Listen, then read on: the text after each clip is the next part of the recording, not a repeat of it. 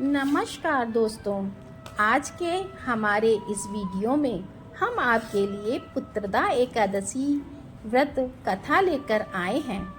द्वापर युग में एक बार महाराज युधिष्ठिर ने श्री कृष्ण से पूछा, केशव कृपा करके यह बताइए पुत्रदा एकादशी का क्या विधान है और इस दिन किस देवता की पूजा होती है। तब भगवान श्री कृष्ण बोले, धर्मराज आपका प्रश्न बहुत उत्तम है। यह सभी पापों को हरने वाली है। इसमें सभी मनोकामनाएं तथा सिद्धियों के दाता नारायण भगवान की पूजा होती है। इस समस्त संसार में पुत्रदा एकादशी के समान दूसरा कोई व्रत नहीं है। पुत्रदा का अर्थ है पुत्र देने वाली, अर्थात यह व्रत निसंतान लोगों को संतान प्रदान करने वाला है। हे राजन, अब मैं आपको पुत्रदा एकादशी के महत्व से जुड़ी एक कथा सुनाता हूँ। ध्यान पूर्वक सुने।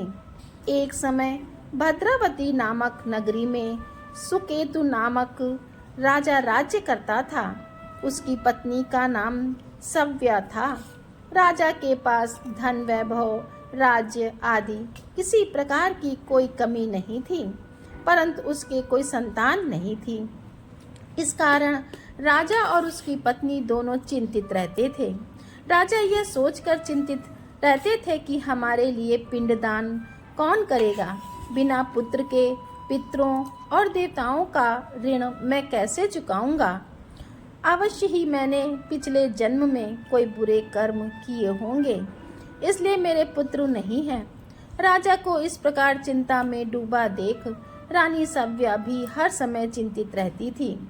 एक दिन राजा चिंता में इतने मग्न हो गए कि उन्होंने अपने प्राण त्यागने का निश्चय किया, परंतु आत्मघाती को महापाप समझकर वह अपना अश्व लेकर सोच विचार में डूबे हुए जंगल की ओर चले गए। वहां अनेकों प्रकार के पक्षियों और पेड़ पौधों को देखते हुए राजा आगे चलते जा रहे थे। वन में राजा ने हाथी को अपनी मादा और बच्चों के साथ घूमते हुए देखा। हिरण को भी अपनी मादा और बच्चों के साथ देखा।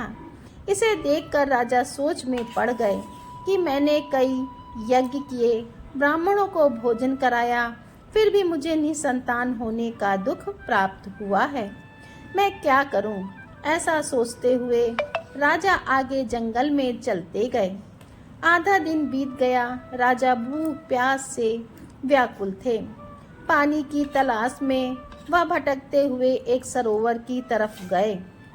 उस सरोवर में कमल पुष्प खिले हुए थे तथा बत्तख विहार कर रही थी। राजा ने नजर घुमाकर देखा तो सरोवर की एक ओर मुनियों का आश्रम बना हुआ था। उसी समय राजा के दाएं अंग फड़कने लगे। राजा ने इसे शुभ संकेत समझा और घोड़े से उतरकर उन ऋषियों के आश्रम में गए। आश्रम में पहुंचकर राजा ने ऋषियों को प्रणाम किया और वहां बैठ गए। राजा को देख मुनियों ने पूछा, हे राजन, आपकी क्या इच्छा है? राजा ने पूछा, महाराज आप कौन हैं और यहाँ किस लिए आए हैं? कृपा करके मुझे बताएं। तब वह ऋषि बोले, राजन, आज से 5 दिन बाद संतान देने वाली पुत्रदा एकादशी है। हम विश्व देव हैं और इस सरोवर में स्नान करने के लिए आए हैं। यह सुनकर राजा बोला, हे महाराज, मेरे कोई संतान नहीं है।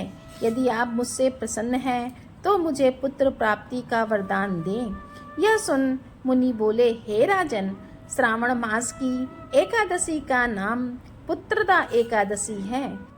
यह निसंतान को संतान प्रदान करती है। आप अवश्य पुत्रदा एकादशी का व्रत करें और भगवान की कृपा से आपको पुत्र रत्न की प्राप्ति होगी। मुनि के वचनों को सुनकर राजा को संतोष हुआ और उसने महल में जाकर रानी सव्या को सारी बात बता दी और पुत्रदा एकादशी के दिन राजा और रानी दोनों ने पुत्र प्राप्ति की इच्छा से पूरे विधि विधान से पुत्रदा एकादशी का व्रत किया और द्वादशी के दिन पारण किया। कुछ दिनों बाद रानी सव्या ने गर्भ धारण किया। 9 महीने पश्चात उनके यहाँ एक अति तेजस्वी पुत्र हुआ। वह राजकुमार अत्यंत सुंदर, यशस्वी और प्रजा का पालन करने वाला राजा बना। श्री कृष्ण भगवान बोले, हे कुंती नंदन पुत्र, प्राप्ति के लिए पुत्रदा एकादशी का व्रत सर्वोत्तम है। जो मनुष्य पुत्रदा एकादशी के महत्व को पढ़ते या सुनाते हैं, वह सांसारिक सुखों को भोगकर अंत में स्वर्ग लोक को प्राप्त करते हैं। पुत्रदा एकादशी का व्रत करने वाले व्यक्ति को सुबह जल्दी उठकर स्नान आदि से निवृत्त होकर संतान प्राप्ति के लिए पति पत्नी दोनों को स्नान के पश्चात पूरे विधि विधान से श्री हरि नारायण की पूजा अर्चना करनी चाहिए। इसके साथ पुत्रदा एकादशी की कथा सुननी चाहिए, आरती करनी चाहिए। भगवान नारायण इस कथा को कहते सुनते और हुंकार भरते सब पर कृपा करिए, सबकी मनोकामनाएं पूर्ण करिए। बोलो श्री हरि नारायण विष्णु की जय। दोस्तों, आपको पुत्रदा एकादशी की कथा कैसी लगी कमेंट में अवश्य लिखें। वीडियो को लाइक करें, सब्सक्राइब करें और शेयर अवश्य करें। राधे राधे।